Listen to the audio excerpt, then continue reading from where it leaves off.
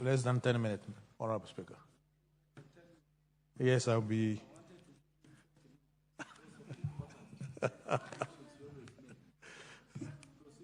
Thank you, Honorable Speaker. First of all, I want to start by congratulating the Committee for Appropriation and Budget, led by Honorable Didinyoro, and all the members of that committee for the great work they have done.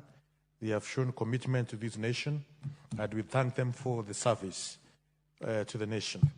Honorable Speaker, I will start by saying that if you look at the statement, it starts by outlining the comment from the Cabinet Secretary in charge of the National Treasury. Cabinet Secretary in charge of National Treasury saying that he has verified the pending bills, also saying that he is trying to integrate financial management information system, that the National Treasury, Cabinet Secretary for National Treasury, and the Cabinet is trying to develop or to propose a restructure of the National Drought Management Authority to National Disaster Management Authority. This, Honorable Speaker, underpins the importance of the office of the Cabinet Secretary for the National Treasury as far as the budgeting processes and the budget and the financing, and as well as the growth of our economy, Mr. Speaker. Having said that, Mr. Speaker, it's therefore extremely important that the department within the National Treasury, the Department for Economic Planning, is extremely important. And there is time during President Kibaki's presidency. This was a whole ministry known as the Ministry for Economic Planning and National Planning. And when you look at the budgeting or the money allocated for this very important document, Mr. Speaker, you realize there's quite a lot which has been cut, which is okay, because most of the departments we have seen, they have reduced the budget, and this is in line with the Kenya Kwanza administration as far as cutting expenditure and trying to manage the government affairs within what we can be able to spend as a nation. But it's very, very important to stress the point that national and economic planning is a very important component, a very important docket for this nation, Mr. Speaker. And we are seeing a situation where the synchronization of the national planning vis-a-vis the budgeting process is not well mainstreamed. And we may get it wrong in the process. Mr. Speaker, we need to look at the mosaic of the national development instead of looking at project-based development. At the moment, the budget we have, Mr. Speaker, it is project-based budget. And I think we have to call upon the Cabinet Secretary in charge of national planning to ensure in the coming years we will not be debating budget which is project-based. We want to debate a budget which has a picture, a mosaic of the entire development plan of our nation, so that all the regions of our nation, all the economic sectors of our nation can be well integrated, can be well mainstreamed in the budgeting processes, so that we achieve the national and economic growth which we envisage and which the Kenya Kwanza administration envisage. Very at which, Mr. Speaker, we will continue dragging behind, we will continue dragging behind in terms of the growth, economic growth of our nation. Mr. Speaker, you realize that in this budget statement, or budget estimates tabled by the chairman of the budget committee, The State Department for Primary Education, we thank the committee for ensuring that the children of this nation, who comes from all the corners which experience harsh economic realities, especially the children of Better North constituents, which I represent, Mr. Speaker, will continue enjoying school feeding program under the NACONEC. It was extremely painful when we heard that the Cabinet Secretary for National Treasury is thinking on cutting the school feeding program. Mr. Speaker, you know, in different corners of this constituency, or this country, we have extremely poor situation, extremely dilapidated schools, extremely many young kids who are very coming from very poor families, and they depend on the school feeding program. This is a program which needs to be entrenched properly until this nation will be able to say we are not only a middle-income economy, but a developed nation. By so, we'll be able to say every kid can be able to afford a meal in school, can be able to afford to go to a better school. So what I'm trying to say, Mr. Speaker, is that this feeding program is key and is very important, and we are proud the committee for ensuring it is well enshrined.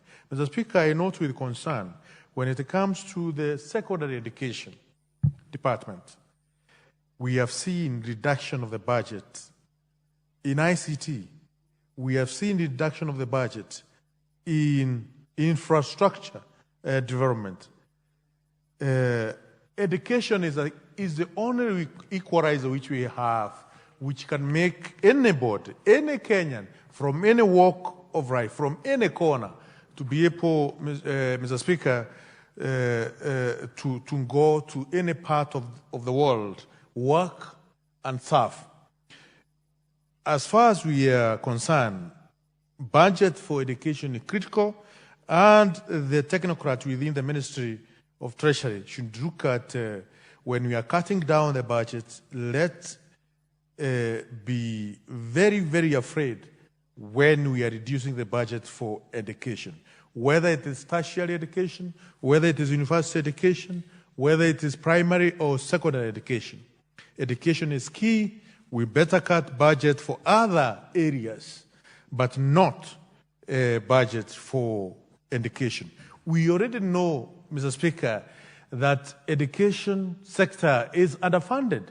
We have dilapidated schools, secondary school, primary schools in our constituencies, very dilapidated. And our CDF money is not enough to ensure all the kids are able to sit and run in a conducive environment. So when we see such kind of reduction of budgets within the Ministry of Education or State Department for different levels of education, it is a worrying trend, Mr. Speaker. At the same time, Mr. Speaker, you realize, I note with concern the urban and metropolitan development.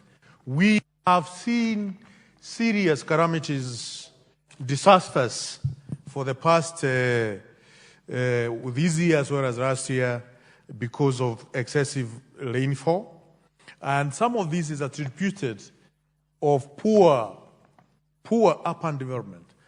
Urban development which is not well integrated with the planning, which is not well integrated, and therefore you see the funding within our urban centers. It is possible for the population to live in tandem with rivers, with water. It's not a must that every time we have heavy rains, Mr. Speaker, people are dying, houses are swept, transportation is a problem. It is possible to coexist with rains and human beings. And this can only be achieved, Mr. Speaker, if the urban urban and metropolitan development is given a keen eye, but at the moment we have seen serious cuts as far as that department is concerned. As we try to live within our budget, it's also important to consider whether the money reduced and the technocrat working in this department are able to save the future of our children. We saw our schools getting closed, not opening because of our poor urban development, Mr. Speaker. Mr. Speaker, the State Department for Labor, I know Kenya Kwan's administration is keen in looking for jobs, not only locally but also internationally, for the Kenyans who want to work abroad in different countries. But I can see the serious underfunding as far as the State Department for Labor is concerned. Mr. Speaker, the integrated regional development is key.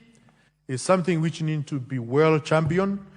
And we have seen lately, because of lack of understanding as far as the integrated regional development is concerned, at the moment we have a serious lift between the coastal counties and the county of Embu, county of Kirinyaga, which grows Muguka as well, county of makwiny, which grows Muguka in some part of makwiny. It is important to make it clear that, Mr. Speaker, integrated regional development cannot be achieved if there is inter-county trade wars. Inter-county trade wars must be discouraged by all means, and therefore it is good to note that this department within the State Department for ASAL and regional and northern corridor development need to be well activated, well re-energized, so that the counties can understand the inter-county conflict will not lead this country in the right direction. And the issues of county governance waking up and banning one crop arbitrarily without any justification as far as the laws of this land are concerned is something to be condemned, is something not to be encouraged at all. Mr. Speaker, lastly, it is important for the National Treasury, for the technocrats within the National Treasury to know they have a serious obligation. Yes, this House has a cardinal responsibility of appropriating monies across different state departments or different agencies for the running of the government. But also, let's see the National Treasury technocrats burning the middle oil in coming up with appropriate fiscal policy, monetary policies, planning, economic planning ideas which can ensure the stability, the economic stability of our nation and prosperity of our nation. Mr. Speaker, with those remarks, I again congratulate the Committee of National of Budget, Budget and the Committee Budget and Appropriation Committee. I want to thank them for the work which they are doing, but as they do this work, they have to keep on stressing to the National Treasury again and again, they have a lot of work which they have to do. We need to see serious work for the sake of our nation. Thank you, Mr. Speaker. I support. Alpha Miruka, are you ready or we go for the Honorable Murigi first? You're ready to proceed?